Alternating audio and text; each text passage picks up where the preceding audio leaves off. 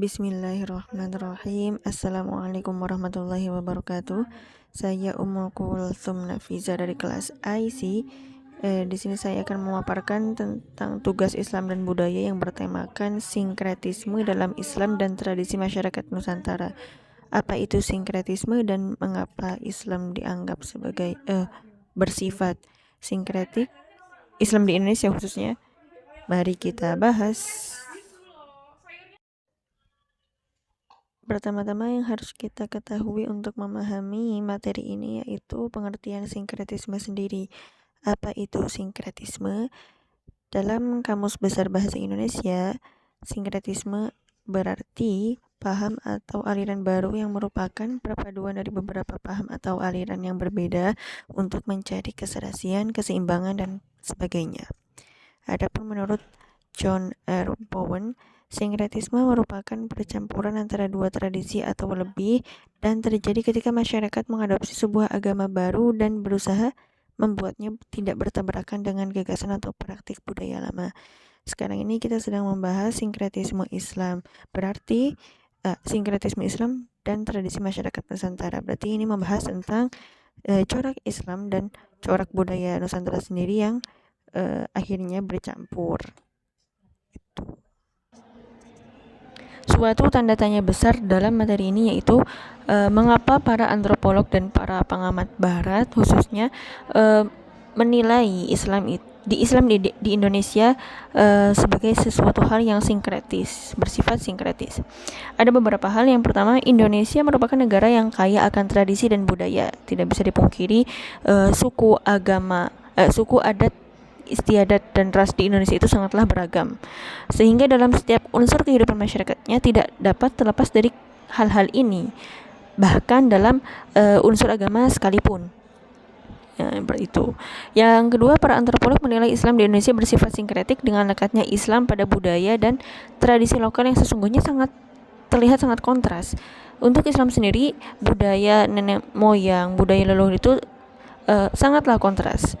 Dilihat dari cara menyembah mereka, cara beribadah mereka, yang kepercayaan mereka, nenek moyang kita itu yang bersifat animisme itu sangatlah kontras dengan syariat Islam yang sekarang ini. Berbeda dengan Buddha dan Hindu itu masih ada sedikit ketersambungan.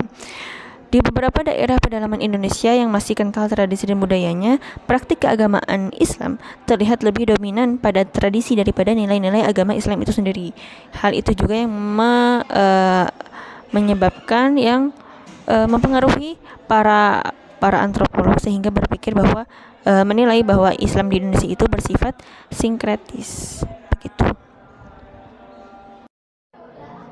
Faktor-faktor yang mempengaruhi kelekatan Islam dengan tradisi di Indonesia ada beberapa hal di sini. Yang pertama, kepercayaan orang-orang Nusantara terdahulu membentuk sebuah nilai yang berupa ketenangan batin dengan cara menjalankan ritual-ritual pemujaan, pembacaan mantra-mantra, semedi dan lainnya. Hal ini semua berjalan terus-menerus jikalau ada kepercayaan baru yang masuk ke Nusantara. Selain itu, orang-orang di Nusantara juga sangatlah toleran terhadap kepercayaan baru yang masuk. Begitupun kepada agama monoteisme seperti Buddha, Hindu, Nasrani, dan Islam. Bukan hanya seperti animisme itu yang menjadi kepercayaan nenek moyang itu, bukan hanya terhadap agama seperti itu, tapi kepada agama monoteisme juga memiliki toleransi yang tinggi. Agama baru yang masuk dalam masyarakat Nusantara mampu menyesuaikan dengan tradisi yang ada sejak zaman dahulu, terutama Islam. Seperti yang saya paparkan tadi, Islam sendiri butuh effort yang lebih untuk menyesuaikan dakwah, menyesuaikan syariatnya dengan tradisi yang ada di Nusantara, karena untuk coraknya sendiri itu sangatlah kontras, seperti itu. Kesimpulan dari materi sinkretisme Islam dan tradisi masyarakat Nusantara yaitu sinkretisme antara agama Islam dan budaya itu berbuah melestarikan tradisi yang telah ada secara turun-menurun. Bukan berarti dengan datangnya Islam tradisi dan budaya nenek moyang leluhur yang bertentangan dengan syariat itu harus disapu bersih dan diganti dengan syariat Islam. Tidak seperti itu, tetapi Dengan adanya sinkretisme semuanya menjadi serasi. Agama dan budaya sulit untuk dipisahkan. Karena mengapa? Agama sendiri memberikan warna atau spirit pada budaya. Begitupun budaya. Budaya memberi kekayaan terhadap agama. Ini kedua hal ini selalu berjalan berdampingan seperti itu. Mengapa? Karena agama sendiri penting dalam lingkungan masyarakat.